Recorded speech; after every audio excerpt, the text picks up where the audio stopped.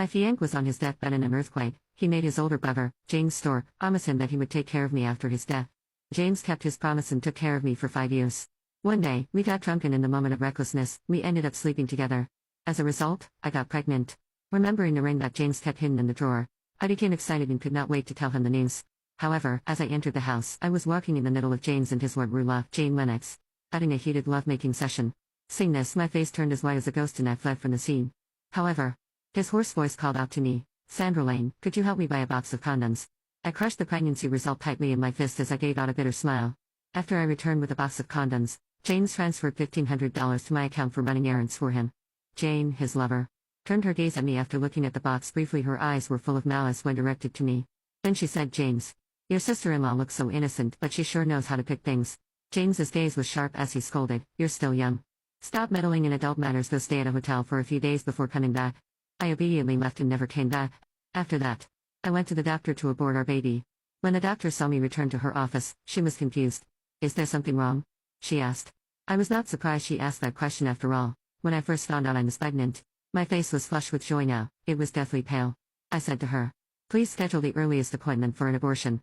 Having seen the warmth and the coldness of human relationships, the doctor did not persuade me to do otherwise. However, when it came time to sign the consent form, she insisted I get a family member's signature. I pulled out my phone and instinctively pressed the speed dial. The phone only rang once, and before I could do anything, James had already hung up on me. I forced a smile and called the doctor. "I don't have any family. I'll sign it myself." After the abortion procedure finished, I found out that James had sent me a message along with a screenshot of a hotel reservation. It said, "Don't call me unless it's an emergency." You know the reason.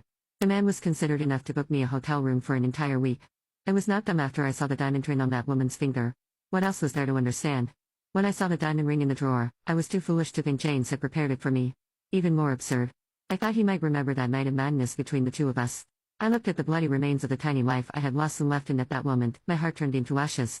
The superior luxury room hotel that I stayed in had everything that I needed. It was as cozy as the bedroom James had set up for me. However, as I curled under the blanket, all I could feel was a bone-chilling coldness. With trembling hands, I made a call. "Senior, you mentioned putting together a medical aid team for Africa. Count me in." Although thrilled I wanted to join her, she was thoughtful and cautiously asked, "Sandra, didn't you say before that your brother-in-law wouldn't let you go to Africa? Did you two have a fight?